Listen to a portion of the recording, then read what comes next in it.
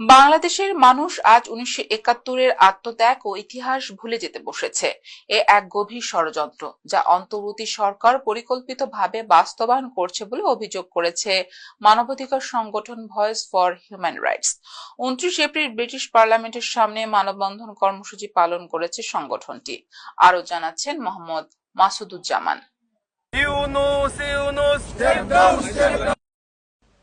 বাংলাদেশে চলমান মানবাধিকার লঙ্ঘন, গণহত্যা ও বিচার বহির্ভূত গ্রেফতারের বিরুদ্ধে 29 এপ্রিল মঙ্গলবার ব্রিটিশ পার্লামেন্টের সামনে মানববন্ধন কর্মসূচি পালন করেছে আন্তর্জাতিক মানবাধিকার সংগঠন voice for human rights VHR। সংগঠনের সভাপতি আবু জেহাদের সভাপতিত্বে এবং সাধারণ সম্পাদক সাদমান শরীফের পরিচালনায় এতে অংশ নেয় প্রবাসী বাংলাদেশি মানবাধিকার কর্মী, সাংবাদিক ও রাজনৈতিক ব্যক্তিবর্গ। সভাপতি আবু জেহাদ তার বক্তব্যে বলেন, ডক্টর মোহাম্মদ ইউনূস জাতির একজন ব্যর্থ সংস্কারক।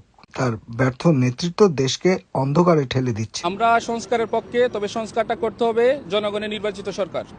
আপনি যদি এখন এখানে যে এই কার ড্রাইভারগুলো আছে, ওনারা ভালো ড্রাইভিং করতেছে, ওনাদেরকে যদি আপনি বিমানের পাইলট বানিয়ে দেন তাহলে তো সেই বিমানটা দুর্ঘটনা করবে। সুতরাং বাংলাদেশে যে সরকার প্রধান উপদেষ্টা আছে, উনি হচ্ছে একজন এনজিওর প্রতিনিধি। উনি এটার উপর উনি নোবেল পেতে পারে, কিন্তু দেশ চালানোর জন্য উনি যথেষ্ট না, রাজনীতিবিদ না। ওনার জনগণের সাথে কোনো কানেক্টিভিটি নাই। আমরা চাচ্ছি জনগণের নির্বাচিত সরকার যাতে বাংলাদেশে ক্ষমতায় আসে এবং ওনারা সংস্কার করবে, আমরা সেটার পক্ষে। সংবিধান অনুযায়ী 90 দিনের ভিতরে ওনার ইলেকশনটা করা উচিত ছিল, কিন্তু আমরা এই মুহূর্তে 1 সেকেন্ড ওনাকে সময় দিতে চাই না।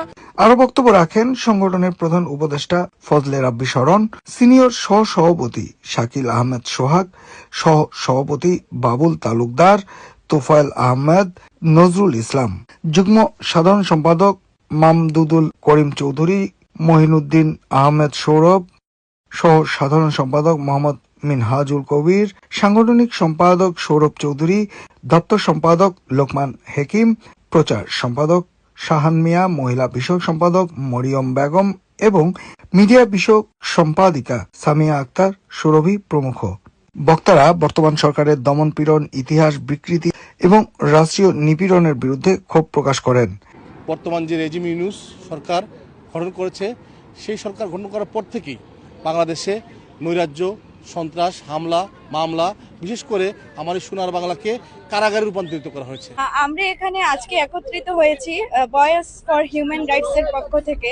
বাংলাদেশে যে অবৈধ গ্রেফতার, গণহত্যা এবং মানবাধিকার লঙ্ঘন হচ্ছে, আমরা সেসবের প্রতিবাদ জানাতে এসেছি। কোন কারণে হচ্ছে যে আমার বাংলাদেশের যে স্বাধীনতা রয়েছে, মানবাধিকার রয়েছে, তা ফিরে আনানোর জন্য আমাদের চিন্ময় দাস প্রভু তানে আজকে বিগত কয়েকদিন ধরে আমরা ট্রাই করতেছি ওনাকে জামিন করানোর জন্য, কিন্তু বাংলাদেশের সরকার, অভ্যন্তরীণ সরকারের মাধ্যমে কোনোভাবে এটা করা যাচ্ছে না।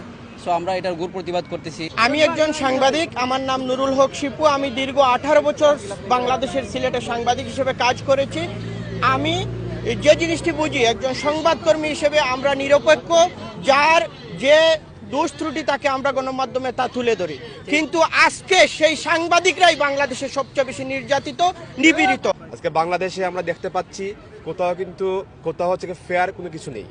যেখানে মানুষ সুস্থতার কথাবার্তা বলতেছে, বা যারা গভর্নমেন্ট, যারা অবৈধভাবে দখল করে বসে আছে রাষ্ট্রের মঞ্চে এবং যারা রাষ্ট্রের নেতৃত্ব দিতে চাচ্ছেন, তাদের কেউ ভুল ধরতে চাইলে অথবা তার নিজস্ব মতামত ব্যক্ত করতে গেলে তাকে পিটিয়ে মারা হচ্ছে।